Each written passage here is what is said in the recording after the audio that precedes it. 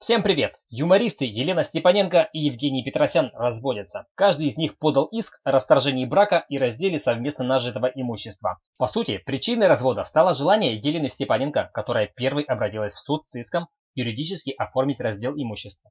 Супруги уже более 15 лет не только не ведут совместное хозяйство, но и не живут вместе. Степаненко хочет получить 80% совместно нажитого имущества. Петросян согласен отдать супруге лишь половину общего имущества семьи. Если перевести проценты в суммы, то Степаненко просит 1 миллиард рублей, а Петросян согласен отдать лишь 750 миллионов.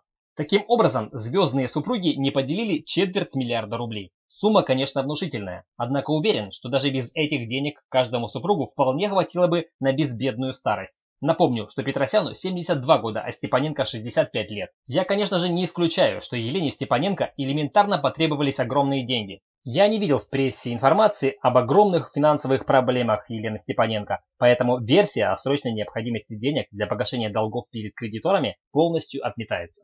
Может быть, Елена Григорьевна планирует какую-то дорогостоящую покупку, на совершение которой ей как раз не хватает 250 миллионов рублей. Например, виллы в каком-нибудь уютном уголке Европы или Беверли-Хиллз. Почему нет? У каждого своя мечта. Вообще, мне кажется, что если бы не годы, Евгений Ваганович просто оставил бы все имущество супруги, забрав с собой лишь одну зубную щетку. Дабы не очернять созданный за многолетний период совместной работы безупречный облик некогда самых популярных в стране юмористов, я не буду более углубляться в подробности этой печальной во всех отношениях истории. Я искренне сочувствую Петросяну и Степаненко и хотел бы отодвинуть в сторону грустную часть этой истории и рассмотреть, если так можно сказать, положительный эффект от развода.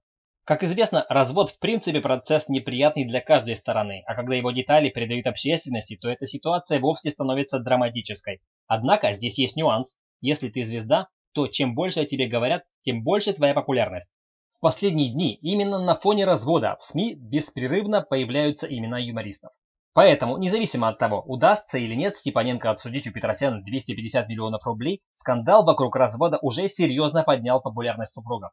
За долгие годы выступлений на сцене Елена Степаненко и Евгений Петросян стали восприниматься зрителями не иначе как одно целое. Поэтому публичное афиширование развода может дать положительный эффект для концертной деятельности каждого супруга. На волне внезапной популярности каждый из них может уверенно начать свою новую успешную сольную карьеру. Ну а на этой оптимистичной ноте, уважаемые зрители, предлагаю вам подписаться на канал Castle Storm, чтобы и дальше быть в курсе самых последних событий в области юмора и не только. А Степаненко и Петросяну искренне желаю, чтобы этот тревожный этап жизни стал для них толчком для новых побед и свершений. Спасибо всем за внимание, пока!